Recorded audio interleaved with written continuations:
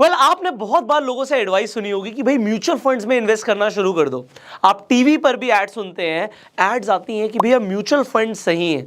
अब mutual funds होते क्या है, पहली बात तो बहुत सारे लोगों को यही नहीं पता।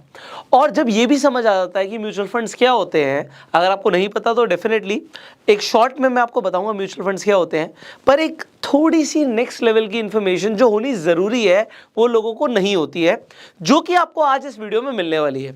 पहली चीज़ तो मैं आपको ये बता दूं कि अगर आप लॉन्ग टर्म वेल्थ क्रिएट करना चाहते हैं, इनफैक्ट आप अपनी फाइनेंशियल प्लानिंग करना चाहते हैं, ये वीडियो आपकी बहुत ज़्यादा हेल्प करेगी।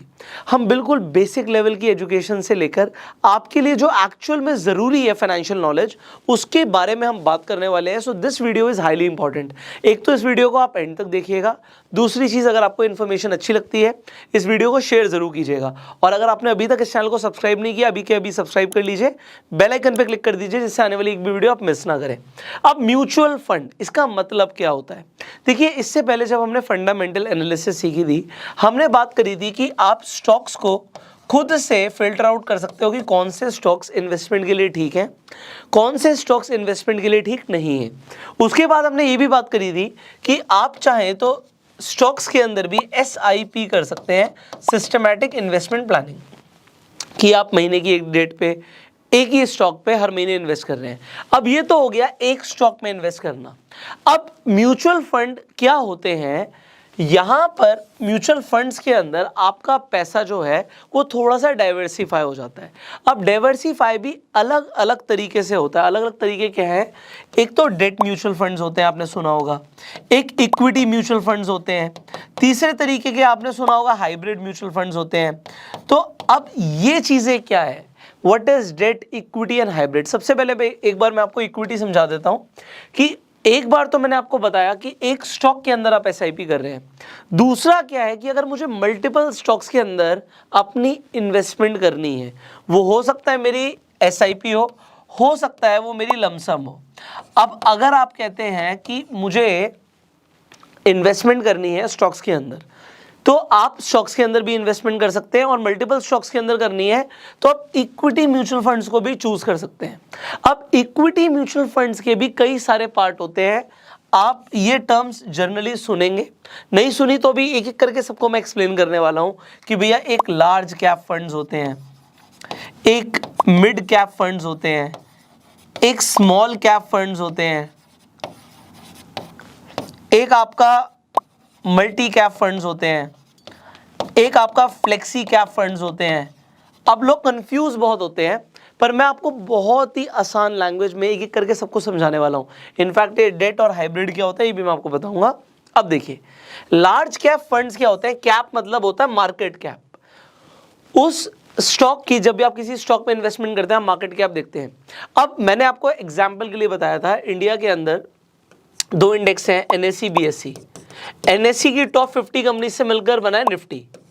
तो निफ्टी के अंदर जो टॉप 50 कंपनीज हैं वो किस बेसिस पर है? जिनका मार्केट कैप सबसे ऊपर है। अब लार्ज कैप कंपनीज बेसिकली कौन सी कंपनीज हो गई? आप कह सकते हो सिंपली वो कंपनीज हो गई इंडिया की top 100 companies by their market cap. तो अब बहुत सारे लोग बोलेंगे कि भैया हमें लार्ज कैप फंड में इन्वेस्ट करना है। अब अगर कोई म्यूचुअल फंड, अभी म्यूचुअल फंड क्या होता है? अभी ये आपको समझ आ गया, मल्टीपल जगह पे इन्वेस्टमेंट हो रही है, पर इसके अंदर इन्वेस्टमेंट किस तरीके से होती है? आप किसी स्टॉक को डायरेक्टली पैसा नहीं दे रहे। अब आप क्या करते हो, यहाँ पर एक कंपनी होती है जिसे हम AMC बोलते हैं, एसेट मैनेजमेंट कंपनी। सिंपल सी AMC का मतलब ये होता है, और ये अपना एक फंड शुरू करती है जिसे हम म्यूचुअल फंड बोलते हैं। अब इस फंड का एक मैनेजर होता है जो कि एक पढ़ा लिखा इंसान होता है, और उनका एक अच्छा खासा एक्सपीरियंस और ट्रैक रिकॉर्ड होता है, और इनके पास एक अच्छी टीम भी होती है। अब इस कंपनी की पहले आपको ये समझना ज़रूरी है, आपकी कमाई तो बाद में होगी, पहले आपको ये समझना है इस AMC की कमाई कैसे होती है। हर कंपनी, आप बड़ी बड़ी कंपनीज की बात कर लीजिए, आप SBI की बात कर लीजिए, आप कोटक की बात कर लीजिए, आप ICICI की बात कर लीजिए, आप क्वांट की बात कर लीजिए, ऐसी मार्केट में बहुत सारी कंपनीज हैं जो अपनी अलग अलग म्यूचुअल फंड्स रन कर रही हैं। अब जो AMC है वो कमाती कब है? जब कोई उसके फंड के अंदर पैसा डालता है। अब आप भी किसी म्यूचुअल फंड में पैसा लगाएंगे तो आप क्यों लगाएंगे, ये इंपॉर्टेंट है। और आप जब पैसा लगाएंगे इस AMC को क्या मिलना है, ये AMC 0% से लेकर, 0 तो कोई नहीं करता बट एक एग्जांपल की बात है, 0% से लेकर 2% की फीस चार्ज करती है।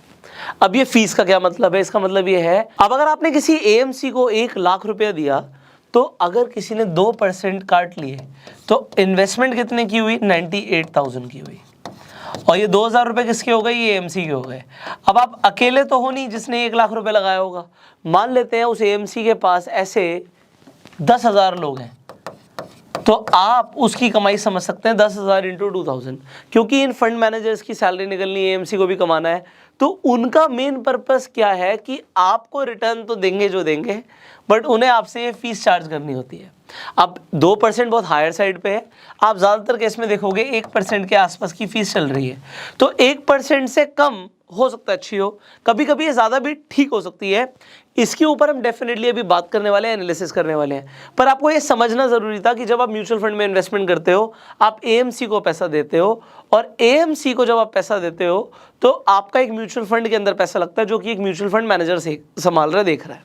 अब क्योंकि ये एक्सपीरियंस लोग होते हैं, इन्हें पता है कि पैसा कहाँ लगाना है। अब जब हम लार्ज कैप की बात कर रहे हैं, देखिए इंडिया के अंदर सेबी है, एमफी है, तो ये बड़ी बड़ी ऑर्गेनाइजेशंस हैं जो कि कंट्रोल करती हैं कि आपका पैसा खराब ना हो, आपके साथ कोई धोखाधड़ी ना हो, बट फिर भी आपको अपना दिमाग लगाना है। अब अपना दिमाग आप कैसे लगाओगे, उसके लिए आप ये वीडियो डेफिनेटली देख रहे हो। आपको आज ये क्लैरिटी मिल जाएगी कि आपको अपने गोल के हिसाब से कहाँ पर इन्वेस्टमेंट करना है म्यूचुअल फंड के अंदर। तो यहाँ पे इक्विटी के अंदर, इक्विटी मतलब स्टॉक मार्केट में आपका पैसा लग रहा है, उसके अंदर लार्ज कैप की मैंने आपको बताई कि जो कंपनीज जिनका मार्केट कैप ज़्यादा है। अब क्योंकि अगर एक फंड आपको स्टार्टिंग में, जैसे स्टॉक मार्केट में कोई स्टॉक लिस्ट होता है तो वो अपना IPO करते हैं, इनिशियल पब्लिक ऑफरिंग, इसी तरीके से NFO होता है म्यूचुअल फंड के केस में, जिसे हम बोलते हैं न्यू फंड ऑफरिंग।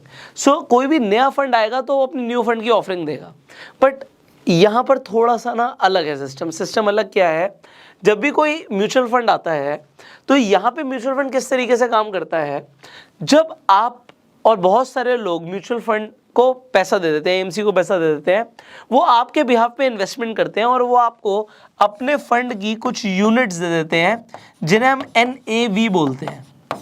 अब ये NAV जितनी ऊपर जाएगी उतना हमारा फ़ायदा होगा, पर जब एक म्यूचुअल फंड आके कोई अपना NFO कर रहा है, न्यू फंड ऑफरिंग कर रहा है, तो वो क्या करने वाला है, वो बहुत सारे स्टॉक्स में ही तो पैसा लगाएगा और कुछ टाइम बाद जाके उसकी कुछ ग्रोथ आएगी। सो मेरे हिसाब से it is senseless to invest in NFOs। आपको बहुत सारे म्यूचुअल फंड डिस्ट्रीब्यूटर्स आगे गाइड करेंगे कि भैया NFO में पैसा लगा दो, NFO आ रहा है, NFO आ रहा है, बट उससे होगा क्या, आज आपको जो भी यूनिट्स अलॉट होने वाले हैं कितना % ग्रोथ आ जाएगी उसमें, तो अभी उस फंड को परफॉर्म तो करने दो, जब तक तो कुछ बहुत ही ज़बरदस्त नहीं है। मैं नहीं कह रहा हर बार NFO में इन्वेस्ट करना गलत है, पर ज़्यादातर टाइम इट इज सेंसलेस, क्योंकि आप ऑलरेडी कोई अच्छा म्यूचुअल फंड मार्केट में चल रहा है, उसका ट्रैक रिकॉर्ड देखकर, बहुत सारी और चीज़ें देखकर भी उसमें इन्वेस्ट कर सकते हो। तो चॉइस आपकी है, देखो पैसा आपका है, मेरा पर्पस है सिर्फ गाइड करना। सो ये NFO आपको समझाना ज़रूरी था। अब लार्ज कैप म्यूचुअल फंड के अंदर जैसे कि गाइडलाइंस होती हैं म्यूचुअल फंड कंपनीज के ऊपर कि आपको एक परसेंटेज, एक सर्टेन %, एग्जांपल लार्ज कैप है तो आपका मेजॉरिटी पैसा, एग्जांपल के लिए 70-80% पैसा आपका सिर्फ लार्ज कैप कंपनीज में लगेगा, सिर्फ 20% पैसा आप कहीं और लगा सकते हो। सिमिलरली मिड कैप क्या हो गया, मिड कैप कंपनीज जिनकी मार्केट कैप लार्ज कैप से थोड़ी सी कम है और थोड़ी सी और कम हो जाए तो स्मॉल कैप। अब एक एग्जांपल मैं देता हूँ, लोगों को बड़ा पसंद आता है कि जो लार्ज कैप कंपनीज है ना, वो हाथी हैं, ये अपनी हाथी की चाल चलती है, कहीं नहीं जाने वाली। इसका मतलब ये है कि अगर आप लार्ज कैप कंपनीज में पैसा लगा रहे हो तो आपका पैसा डूबने की जो प्रोबेबिलिटी है या आप कह सकते हो रिस्क है, वो बहुत कम है। इसके बाद जो मिड कैप कंपनीज आ जाती हैं, मिड कैप का मतलब क्या है, जिनका मार्केट कैप लार्ज कैप से कम है, यहां पर ये आ जाती हैं ऊंट। अब ऊंट जो होता है वो हाथी से तो तेज भाग सकता है, इसका मतलब है कि मिड कैप के अंदर प्रोबेबिलिटी है या चांसेस होते हैं कि वो लार्ज कैप की रिटर्न्स को आउट परफॉर्म कर सकते हैं। हर बार करेंगे नहीं करेंगे नहीं पता हमें, बट ज़्यादातर टाइम करते हैं। और इसके बाद स्मॉल कैप आ जाता है। अब आप कहोगे स्मॉल कैप में तो भैया घोड़े आ गए, सारा पैसा इसमें लगा देते हैं, पर यहाँ पर घोड़ों के साथ कुछ गधे भी होते हैं। तो यहाँ पर आपका रिस्क बढ़ जाता है। देखिए, ये लार्ज कैप में रिस्क कम है, मिड कैप में रिस्क लार्ज कैप से ज़्यादा है, और स्मॉल कैप के अंदर रिस्क लार्ज कैप और मिड कैप दोनों से ज़्यादा है। पर जितना ज़्यादा रिस्क है उतने ज़्यादा रिटर्न्स की भी प्रोबेबिलिटी है, पर ओवर द ईयर्स। अभी बस मुझे आपको यही समझाना है, क्लैरिटी दे दूंगा, आपको मज़ा आ जाएगा। और मैं आपको ये भी बता देता हूँ, वैसे तो आपको लार्ज कैप कंपनीज के अंदर पैसा लगाने की ज़रूरत नहीं है जब तक एक्सपेंस रेशियो बहुत कम ना हो। अभी मैं इसके बारे में बताऊंगा आपको, थोड़ा सा टाइम ज़रूर लूँगा, पर कंसेप्ट ऐसे क्लियर होने चाहिए ना कि क्रिस्टल क्लियर। किसी और से भी आप बात करो ना तो सामने वाले को लगे यार किसी एक्सपर्ट से बात कर रहा हूँ, क्योंकि आपको जो नॉलेज मिल रही है ना, ज़्यादातर लोग जो म्यूचुअल फंड्स में इन्वेस्ट करते भी हैं उन्हें भी नहीं पता होता है सब कुछ। तो आपको पता लगेगा, आपकी नॉलेज बढ़ेगी और आप डेफिनेटली अपने कुछ पैसे बचा पाएंगे। और वो कुछ पैसे आज बचाने से, कंपाउंडिंग की गेम आप समझते हैं, तो कंपाउंडिंग ओवर द ईयर्स वो कुछ पैसे करोड़ों रुपए का डिफरेंस क्रिएट कर देती है। वो भी मैं आपको दिखाने वाला हूँ। सो यहाँ पे मैंने आपको बोला लार्ज कैप में बेसिकली आपको इन्वेस्ट करने की बहुत ज़्यादा ज़रूरत नहीं है, उससे भी बेटर ऑप्शन हमारे पास है। अब वो क्या होता है ये भी मैं आपको बताऊंगा। तो थोड़ी सी वीडियो है लेंदी, बट आपको समझना ज़रूरी है। अब इसके बाद ये मल्टी कैप क्या है? मल्टी कैप का मतलब होता है कि कंपनीज लार्ज कैप में भी इन्वेस्ट करेगी, मिड कैप में भी करेगी, स्मॉल कैप में भी करेगी, पर यहाँ पे गाइडलाइंस होती हैं। जो मल्टी कैप कंपनी है उसे बताना पड़ेगा कि कितना पैसा कहाँ, कितना पैसा लार्ज कैप में, कितना पैसा मिड कैप में, कितना पैसा स्मॉल कैप में। और फिर आ जाती है फ्लेक्सी कैप कंपनीज कि उन्हें बताने की ज़रूरत नहीं है, उनको लगेगा कि कोई स्मॉल कैप कंपनी बहुत अच्छा कर रही है तो पैसा ज़्यादा उसमें लगा दिया, फिर बाद में उन्होंने लार्ज कैप में लगा दिया। तो यहाँ पे वो बहुत ईजिली शफल कर सकते हैं। सो ये एक बेसिक अंडरस्टैंडिंग थी जो आपको होनी ज़रूरी है। इसके बाद इंपॉर्टेंट चीज़ें, अब डेट फंड्स क्या होते हैं? डेट फंड्स बेसिकली सेफ होते हैं इन, अगर आप कंपेयर करेंगे in comparison to equity funds, क्योंकि इक्विटी के अंदर आपका पैसा स्टॉक मार्केट में लग रहा है डायरेक्टली, थोड़ा सा रिस्क बढ़ जाता है, क्योंकि स्टॉक मार्केट में कुछ भी हो सकता है। क्रैश आ गया, हो सकता है आपको दिखे यार रिटर्न्स तो बहुत अच्छी नहीं आ रही हैं, बट जब मार्केट बूम करती है तो बहुत अच्छी रिटर्न्स भी आती हैं। पर डेट फंड्स के अंदर क्या होता है कि आपको कंपैरेटिवली एक सेफ्टी मिलती है। बट क्या आपको डेट फंड्स में पैसा लगाना चाहिए? यहाँ पे आंसर होगा टाइम होराइजन। तो इसके ऊपर जस्ट अभी मैं बात करने वाला हूँ। एंड फाइनली हाइब्रिड का मतलब क्या होता है? हाइब्रिड के अंदर कई तरीके के फंड्स आ जाते हैं। ज़्यादातर लोग हाइब्रिड को ये समझते हैं कि हाइब्रिड का मतलब हो गया इक्विटी प्लस डेट, पर इसके अलावा भी कुछ हाइब्रिड फंड्स होते हैं जो कि अभी मुझे आपको बताने बाकी हैं। सो आई होप यहाँ तक का कंसेप्ट क्लियर हो गया। अब हम इसके आगे बढ़ सकते हैं। तो अभी कंसेप्ट क्या क्लियर हुआ है कि पहली बात तो म्यूचुअल फंड क्या होता है? म्यूचुअल फंड एक फंड होता है जो कि एक एएमसी, एक एसेट मैनेजमेंट कंपनी रन करती है। इस फंड का कोई फंड मैनेजर होता है, लोग फंड के अंदर पैसा डालते हैं और उसके बदले में हमें यूनिट्स मतलब एनएवीज मिलती हैं। अब अगर हमें शेयर मार्केट के अंदर पैसा लगाना होता है तो या तो हम स्टॉक्स के अंदर पैसा लगा के एसआईपी कर सकते हैं, या फिर हमें अगर अपने पैसे को डाइवर्सिफाई करना है तो इसके लिए हम क्या कर सकते हैं? हम इक्विटी म्यूचुअल फंड चूज कर सकते हैं, जिसके अंदर हमारे पास मल्टीपल सेगमेंट्स हैं कि हम लार्ज कैप के अंदर, मिड कैप के अंदर, स्मॉल कैप के अंदर, मल्टी कैप और फ्लेक्सी कैप में पैसा लगा सकते हैं। फिर हमारे पास ऑप्शन होता है अगर हमें थोड़ा सा सेफ जाना है जिसमें रिटर्न्स कम मिलती हैं, रिस्क भी कम होता है कंपैरेटिवली, तो हम डेट फंड्स में भी पैसा लगा सकते हैं। और एक हाइब्रिड का भी ऑप्शन होता है जो भी हमें डिटेल में समझना है। अब हम आगे बढ़ते हैं। अब एक और इंपॉर्टेंट चीज़ है जो ज़्यादातर लोग आपके साथ शेयर नहीं करेंगे, पर मेरा शेयर करना बनता है बिकॉज आप इस क्रैश कोर्स में हैं and I want you to learn everything, right? So अभी एक्सपेंस रेशियो के ऊपर बहुत सारे लोग बात करते हैं, हमने भी बात करी कि भैया 0 से लेकर 2% तक कुछ भी हो सकता है। पर एक और चीज़ होती है जिससे एएमसी पैसा कमाती हैं, और अगर आपको नहीं पता तो आपको नुकसान हो सकता है, and that is exit load. अब बहुत सारे लोग मेरे से पूछते हैं सवाल कि सर आज हम म्यूचुअल फंड में इन्वेस्ट कर रहे हैं, ठीक है, हमने इन्वेस्टमेंट किया, पैसा बढ़ भी गया, अब हमें अपना पैसा चाहिए, तो क्या पैसा वापस मिल जाता है आराम से? पैसा बिल्कुल आराम से मिल जाता है, 2 दिन में आपके पास पैसा आ जाएगा। पर एग्जिट लोड काट के, अगर आपका लॉक इन पीरियड से आप पहले पैसा निकाल रहे हो तो एक एग्जिट लोड लगता है। मतलब आपने एग्जिट किया तो आपको एक लोड लगेगा। लोड मतलब अगेन कमीशन। अब ये कमीशन 1% तो एवरेज है, ये 4% तक भी हो सकती है, हाँ ये 0 भी हो सकती है। तो 0 से लेके 4% तक एग्जिट लोड लगता है अगर आप म्यूचुअल फंड्स में इन्वेस्टमेंट करते हो और लॉक इन पीरियड से पहले पैसा बाहर निकाल लेते हो। अब एग्जाम्पल के लिए आप कहते हो जी मेरा 25,000 रुपये इकट्ठा हो गया था और आपको 6 महीने के अंदर ही आपने वो 25,000 रुपये बाहर चाहिए, तो आपका अगर 1% का एग्जिट लोड लगा तो आपके 250 रुपये कट जाएंगे, बाकी के पैसे आपको मिल जाएंगे। सो ये आपको समझना ज़रूरी है। अब आपको कैसे पता लगेगा एग्जिट लोड कैसे लगता है, एक्सपेंस रेशियो क्या होता है, इसके लिए again will use a screener, तो आपका भी काम आसान हो जाएगा। I will just show you how it works. So for example अभी मैं यहाँ पे टिकर टेप यूज़ करने वाला हूँ। सो आप इसे स्टॉक स्क्रीनिंग के लिए भी यूज़ कर सकते हैं, और अभी हम म्यूचुअल फंड की भी स्क्रीनिंग इसी से करने वाले हैं। And in fact I will show you step by step जो मैंने आपको आज कंसेप्ट्स बताए हैं वो यहाँ पर कैसे आपको दिखेंगे।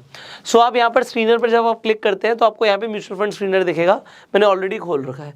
अब यहाँ पर अगर आप कैटेगरी देखो तो एक, जैसे मैंने इक्विटी की बात करी, डेट की बात करी, हाइब्रिड की बात करी, तो हमने तीन बेसिकली बात करी आपसे। अब आपका हो गया कमोडिटी क्या होता है, आप चाहो तो म्यूचुअल फंड के थ्रू गोल्ड में भी इन्वेस्ट कर सकते हो, तो ज़्यादातर जो आपको यहाँ पर दिखेगा वो गोल्ड में ही आपका इन्वेस्टमेंट हो रहा है, तो आप चाहे तो डिजिटल गोल्ड भी खरीद सकते हो, आपकी चॉइस है।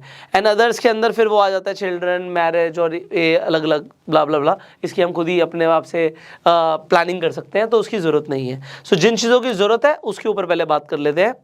अब मैंने बोला था आपको पता कैसे लगेगा। सो एग्जाम्पल के लिए आप इंटरेस्टेड है इक्विटी के अंदर, आप इक्विटी के अंदर इंटरेस्टेड हैं और आप कहते हैं जी मैं ना, इसमें बहुत सारी चीज़ें होती हैं, कॉन्ट्रा फंड्स होते हैं, लार्ज कैप होते हैं, इंडेक्स फंड्स होते हैं, तो इसके ऊपर भी हमें बात करनी है। अभी एग्जाम्पल के लिए आप कहते हो जी मैं large cap and mid cap दोनों को सिलेक्ट कर लेता हूँ। सो यहाँ पर ऐसे फंड्स आ गए जो लार्ज और मिड दोनों में पैसा लगाते हैं। ओके, तो अब आपने देखा यहाँ पे तो बहुत सारे हैं, कैनरा का है, कोटक का है, एक्सिस का है, एसबीआई का है। अब यहाँ पर आपको AUM भी दिख रहा है। AUM का मतलब होता है एसेट अंडर मैनेजमेंट, कि कितना पैसा ये लोग अभी संभाल रहे हैं, ठीक है, कितना पैसा ये फंड के अंदर लगा हुआ है, सिंपली मतलब ये है। इसके बाद CAGR, compounded annual growth rate क्या है, तो ये हमें बताता है कि कितने % रिटर्न इसने दिया है ईयर ऑन ईयर। तो 3 साल का आपको एग्जाम्पल के लिए कोटक के केस में 21% का दिख रहा है। अब यहाँ पे एक्सपेंस रेशियो 0.59 का है, तो 1% से कम, मैं कहूँगा अभी इसके ऊपर हम डिस्कशन करेंगे, तो 1% से ऊपर भी ठीक हो सकता है, 1% से कम तो जनरली ठीक ही है। अगर ये 0.59 है तो इट इज़ अ डिसेंट। अब इसके बाद आप देखिए जो इम्पॉर्टेंट चीज़ आएगी, मैं यहाँ पे ऐड फिल्टर करूँगा और मुझे चाहिए एक second, we want exit load, हमें चाहिए, मैं सर्च कर लेता हूँ एग्जिट लोड। ओके, सो जो एग्जिट लोड की मैं बात कर रहा था, यहाँ पर एग्जिट लोड आ गया। अब आपको एग्जिट लोड देखना ज़रूरी है कि अगर आप किसी फंड में एंट्री कर रहे हो, डेफिनेटली होराइजन तो अभी हम बात करेंगे, बट यहाँ पर आप देखिए, आपने एग्जांपल के लिए कोटक इक्विटी फंड के अंदर पैसा लगा दिया, एग्जिट लोड 1% का। अब आप एक फंड देखते हो जो कि SBI का है, large and mid cap fund, जिसके अंदर एग्जिट लोड सिर्फ 0.10 है, तो यहाँ पर आपको एग्जिट लोड कम लग रहा है, एक्सपेंस रेशियो इसका ज़्यादा है, तो मतलब कंपनी ने तो कमाना है, उसने यहाँ से कमाना हो, वहाँ से कमाना हो, तो ये भी देखना ज़रूरी है।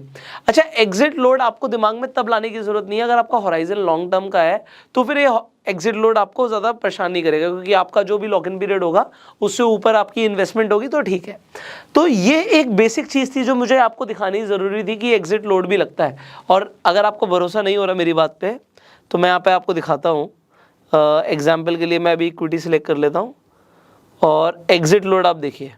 सो there are companies which charge about 2% on exit load, and if I select even further, तो एग्जिट लोड 4% का भी होता है, तो 4% का एग्जिट लोड लगेगा।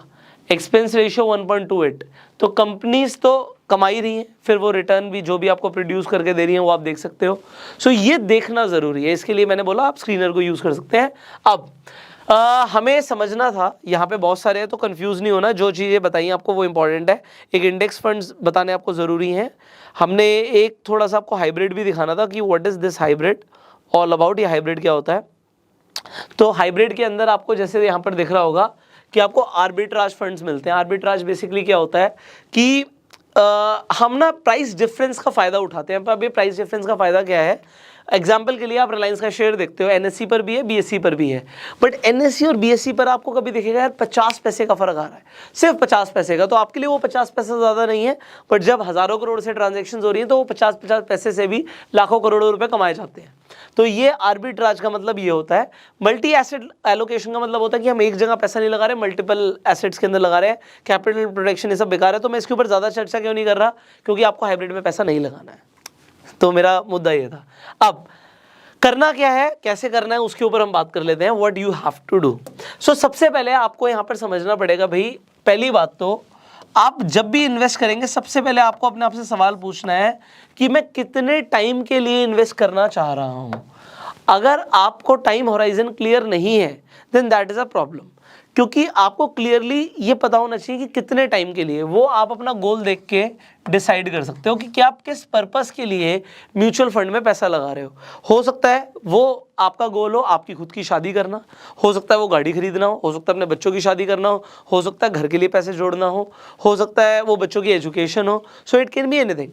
अब उसके हिसाब से, आपके गोल के हिसाब से, आप मान लीजिए आप कहते हैं आपके बच्चों की शादी के लिए, so you have a big horizon, probably let's say 20 years 25 years, तो ये बड़ा होराइजन हो गया। आप कहते हैं मेरा गोल है मेरा रिटायरमेंट, तो आपको क्या रिटायर तो यार मैं 30 साल के बाद होऊंगा, तो आपका गोल 30 साल हो गया। यहाँ पे गोल के अकॉर्डिंग टाइम डिसाइड करना बहुत जरूरी है। आप कहते हैं यार 5 साल के अंदर मुझे कम से कम 1 करोड़ रुपया चाहिए, ओके, तो आपका जो टाइम है वो 5 साल हो गया। उस 1 करोड़ रुपए का आप क्या करोगे ये डिपेंड करता है। तो आप कह सकते हो मुझे घर के लिए लगाना है या whatever it can be. So ये आपका टाइम ड्यूरेशन आपको पता होना जरूरी है। क्यों? क्योंकि टाइम से बहुत कुछ बदल जाता है मेरे भाई।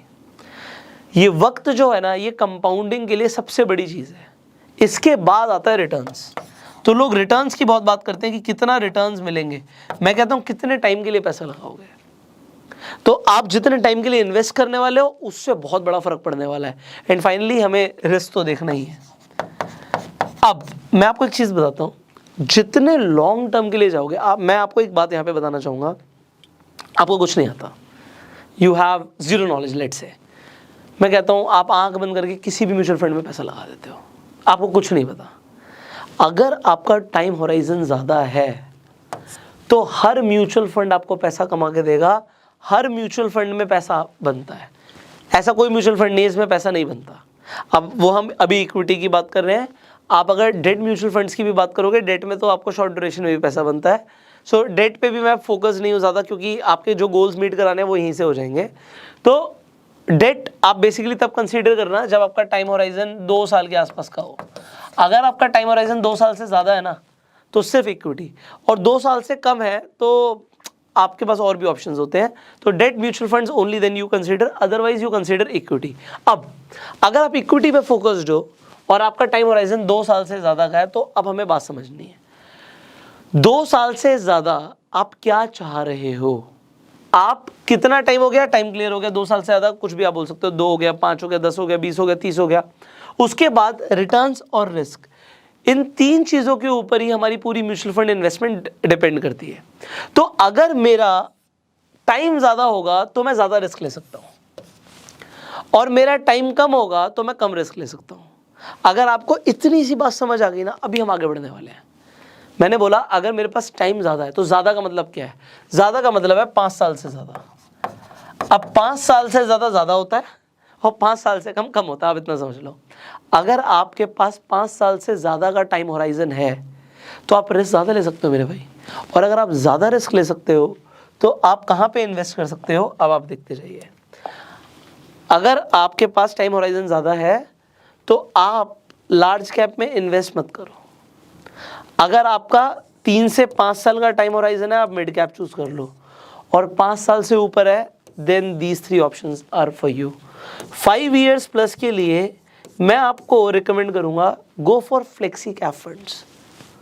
अगर आपके पास 5 साल से ज़्यादा का टाइम ड्यूरेशन है, फ्लेक्सी कैप फंड्स आपके लिए बहुत बढ़िया हैं।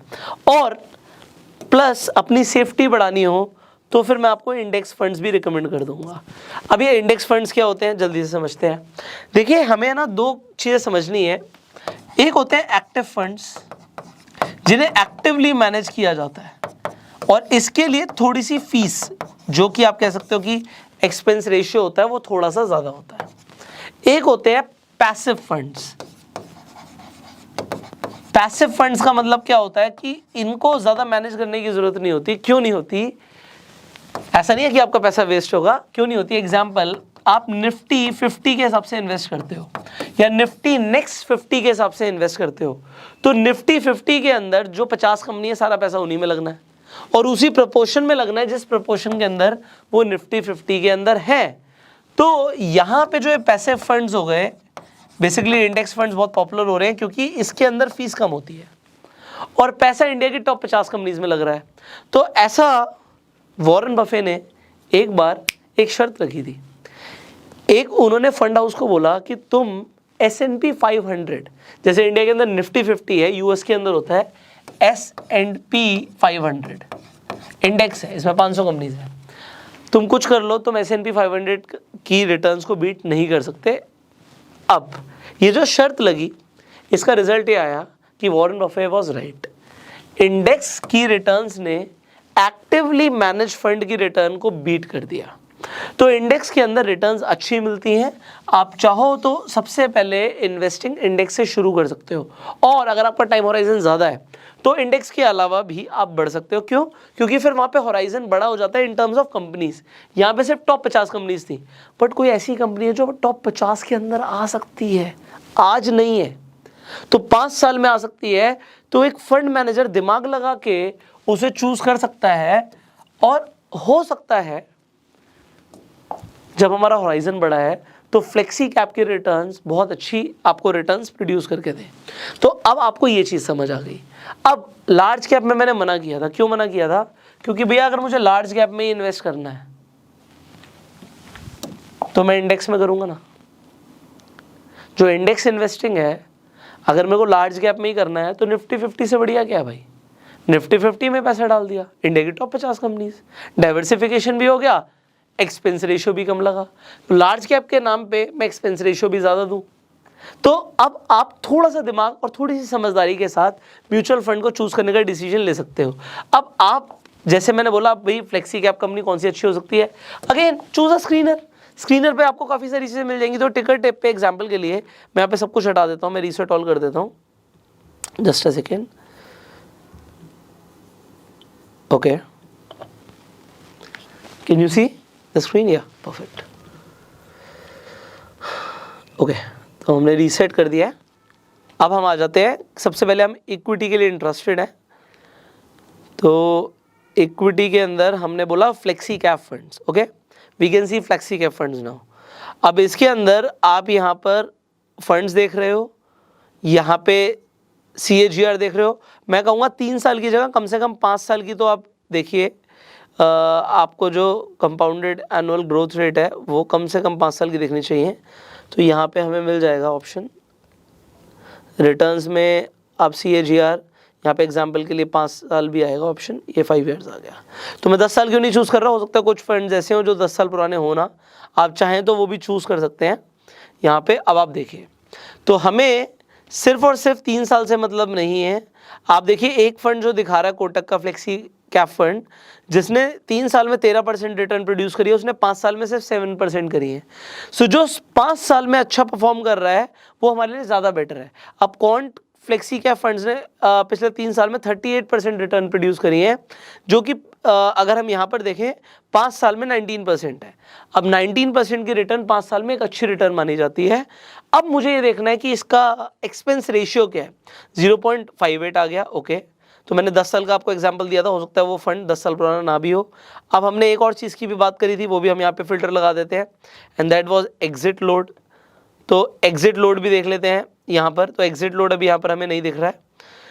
अब इस फंड की अगर आप इन्वेस्टमेंट करना चाहते हैं इस फंड के अंदर, तो आपको क्या देखना है यहाँ पर, बेसिकली यहाँ पे कुछ चेकलिस्ट मिल जाएंगी।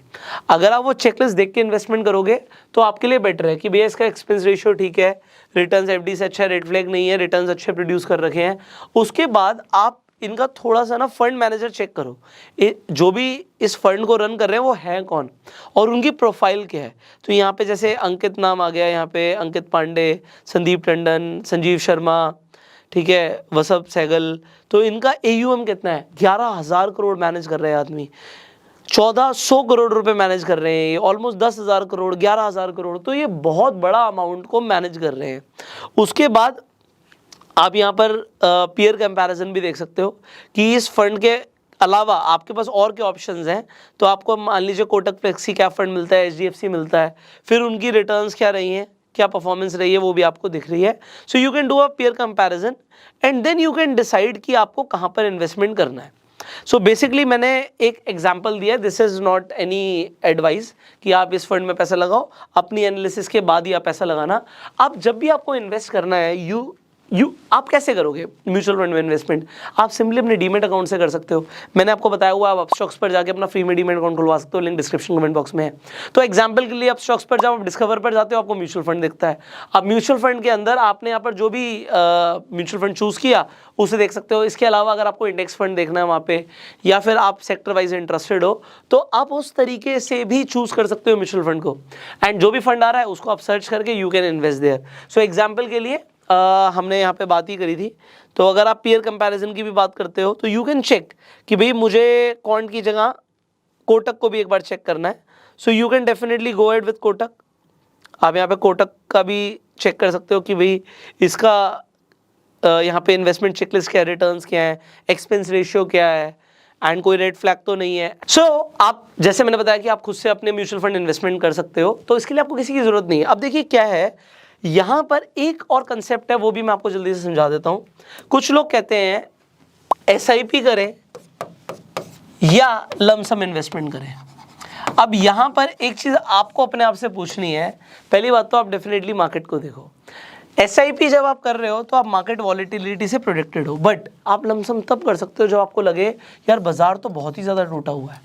अगर बाजार बहुत ज़्यादा टूटा हुआ है, एग्जांपल आपने कोरोना वायरस के टाइम पे देखा बाजार बहुत ज़्यादा टूटा हुआ है, आपने उठा के, आपके पास एग्जांपल 5 लाख रुपए थे, आपने उठा के डाल दिया, यार मुझे इस 5 लाख की आज ज़रूरत नहीं है, बट ओवर द ईयर्स मुझे पता है अच्छी रिटर्न्स मिलेंगी क्योंकि बाजार आज बहुत ज़्यादा टूटा हुआ है। उस टाइम पे एसआईपी से ज़्यादा फायदा लमसम का हो जाएगा। अब इसके लिए एग्जाम्पल, क्योंकि हम एसआईपी का ले रहे हैं, मैं एक आपके लिए यहाँ पर एक एसआईपी कैलकुलेटर भी खोल देता हूँ। सो अपस्टॉक्स पर ही जाके जब आप अपना अकाउंट खुलवा लेंगे, लिंक डिस्क्रिप्शन कमेंट बॉक्स में डाल दूंगा मैं अपस्टॉक्स का, अगर आपके पास अभी तक डीमेट अकाउंट नहीं है अपस्टॉक्स पर, सो you can open your free demat account. यहाँ पे मैं अपस्टॉक्स को क्यों रिकमेंड कर रहा हूँ, क्योंकि इनकी कोई भी एनुअल मेंटेनेंस फीस भी नहीं होती।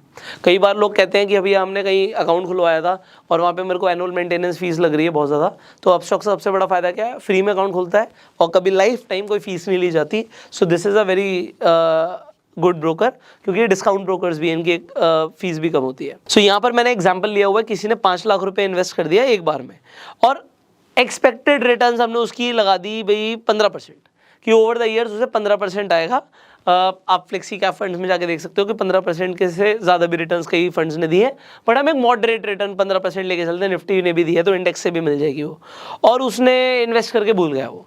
तो यहाँ पर अगर मान लीजिए उसने अपने फ्यूचर के लिए, रिटायरमेंट के लिए, बच्चों के लिए इन्वेस्टमेंट कर दी और उसने 30 साल के लिए इन्वेस्टमेंट कर दी, तो उसका 5 लाख रुपए एक ही बार इन्वेस्ट किया, इन्वेस्ट करके भूल गया, वो कितना पैसा हो जाएगा? यहाँ पर आप देख सकते हो 3,31,00,000 रुपए। और अगर 1% की रिटर्न से क्या होता है, जादू देखना चाहोगे?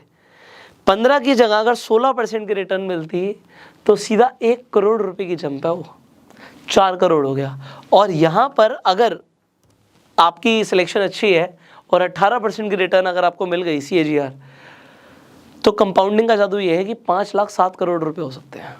सो मार्केट अगर बहुत ज़्यादा आपको गिरती हुई दिखती है, you can go for lump sum. And अगर आपको लगता नहीं यार हर महीने मेरी सैलरी आती है और मैं एक एग्जाम्पल के लिए कोई भी अमाउंट, आप कहते हो जी मैं 5,000 रुपये हर महीने इन्वेस्ट कर सकता हूँ, अब वो 500 भी हो सकता है, मैं 500 का भी दिखाऊंगा आपको, तो जादू ये दिखेगा कि 500 रुपये भी हर महीने इन्वेस्ट करके अगर आपको 18% की रिटर्न मिल गई, आपने एग्रेसिवली इन्वेस्ट कर रहे हो, आपने स्मॉल कैप फंड्स में इन्वेस्ट किया, 18% से ज़्यादा भी मिल सकती है, मैं आपको दिखा सकता हूँ अभी। तो यहाँ पे 71 लाख रुपीज़ होता है वो। तो 500 रुपया जो आज की डेट में आपको लगता है क्या ही है, एक बर्गर पिज़्ज़ा में निकल गया, वो 71 लाख रुपीज़ बन सकता है अगर आज से आप ये डिसीजन लो इन्वेस्ट करने का। And if you are thinking about a future, see if you actively invest in an SIP, example के लिए 5,000 रुपये, तो वो अगेन 7 करोड़ की रकम है। अब यहाँ पे हमने इन्फ्लेशन एडजस्ट नहीं किया, इसका मतलब ये है कि डेफिनेटली यार 7 करोड़ रुपए मिलेगा भी तो 30 साल के बाद, होगा भी तो 30 साल के बाद, तो 30 साल के बाद 7 करोड़ रुपया आज का 7 करोड़ नहीं होगा, हो सकता है वो आज का आपको कम दिखे क्योंकि इन्फ्लेशन एडजस्ट होगा, बट फिर भी ये बहुत बड़ा अमाउंट होगा क्योंकि आप तो हर महीने 5-5 हज़ार करके जमा करते गए ना। कोई इंसान का भी 5,000 छोड़ो, मैं 2,000 कर सकता हूँ, तो 2,000 ही सही है यार। 2,000 रुपए की इन्वेस्टमेंट भी 2 करोड़, ऑलमोस्ट 3 करोड़ होती है। आप देखो 2 करोड़ 86 लाख सही है। अगर आप आज से इन्वेस्टमेंट शुरू करते हो तो और यहाँ पर एक हमने वीडियो बनाया था, अगर आपने नहीं देखा तो एक फाइनेंशियल एजुकेशन के ऊपर बहुत अच्छा वीडियो है कि आप जितना लेट शुरू करते हो उतना पीछे रह जाते हो। आई बटन पे लिंक, आप जाके ज़रूर देखिएगा कि अमीर लोग अमीर क्यों बन रहे हैं। So it is a very interesting video. Finally I hope आपको इस सीरीज़ में बहुत मज़ा आ रहा होगा, बहुत कुछ सीखने को मिल रहा होगा। म्यूचुअल फंड्स को समझाने की मैंने काफ़ी कोशिश करी आज आपको। अब फाइनली अगर आपको ये वीडियो इंटरेस्टिंग लगी, वैल्यूएबल लगी, तो इस वीडियो को शेयर जरूर कीजिएगा। एक और चीज़ है, म्यूचुअल फंड्स के ऊपर हमने एक और वीडियो बनाया हुआ है जिसमें हमने आपकी गोल प्लानिंग भी कराई हुई है। अगर आपको गोल प्लानिंग करनी है, वो वीडियो भी बहुत इंपॉर्टेंट है। आई बटन पे लिंक दे दूंगा, उस वीडियो को भी आप जाकर देख सकते हो। जो आज आपको हाइब्रिड और डेट को अगर आपको डिटेल में समझना था, उसमें मैंने थोड़ा सा ज़्यादा टाइम लिया हुआ, क्योंकि ये क्रैश कोर्स का पार्ट है। थोड़ा टाइम में कम ले सकता था, बट फिर भी वीडियो लंबी बन जाती है क्योंकि बहुत सारी चीज़ें आपके साथ शेयर करने के लिए। सो you can definitely watch that video. अगर आपको गोल प्लानिंग करनी है, go and watch that video, जो आई बटन पे लिंक है। इनफैक्ट मैं एंड स्क्रीन पर भी उसी का आपको लिंक डाल दूंगा, you can see that video. So I hope you enjoyed this video. Share this video, अपना प्यार देने के लिए लाइक कर दीजिए। कुछ सवाल है आप कमेंट्स कीजिए, नेक्स्ट वीडियोस में हम उनका आंसर देने की कोशिश करेंगे। एंड अगर आपके पास अपस्टॉक्स पर अभी तक डीमेट अकाउंट नहीं है, लिंक डिस्क्रिप्शन कमेंट बॉक्स में है। और अगर आपको अपनी खुद से स्क्रीनिंग करनी है, चूज करना है right mutual fund, you can use ticker tip. Ticker tip का भी लिंक डिस्क्रिप्शन कमेंट बॉक्स में है। So I will see in the next video. Till that time you go self made. एक bonus tip भी दे ही देता हूं मैं आपको जाते जाते। कई लोग ना आपको बोलेंगे, सर आप ना फंड ऑफ फंड में पैसा लगा लो। म्यूचुअल फंड तो बहुत लोग बेच रहे हैं मार्केट में। अब ये फंड ऑफ फंड क्या होता है आपको कंफ्यूजिंग लगेगा, बट वो आपको पता है कैसे एक्सप्लेन करेंगे। फंड ऑफ फंड का मतलब सर क्या है कि आप एक म्यूचुअल फंड में क्यों पैसा लगा रहे हो, आप 5 म्यूचुअल फंड में पैसा लगा सकते हो। तो कहीं तो अच्छी रिटर्न्स मिलेगी, तो आपको रिटर्न्स बहुत अच्छी मिलेंगी। उस इंसान को बोलना, भैया घड़ा मूर्ख बना रहे हो आप हमें। पहले तो वो 5 जो म्यूचुअल फंड्स हैं उनका भी एक्सपेंस रेशियो होगा, अब आपने सीख लिया ना। और फिर अब इस फंड ऑफ फंड का भी एक्सपेंस रेशियो दूं मैं, दो बार एक्सपेंस रेशियो। क्या बात है। आप मेरी वीडियो शेयर कर देना, आपको भी समझ आ गया होगा कि कैसे इन्वेस्टमेंट करना है, और उन्हें भी समझ आ जाएगा कि अब आप लोग मूर्ख नहीं बनेंगे।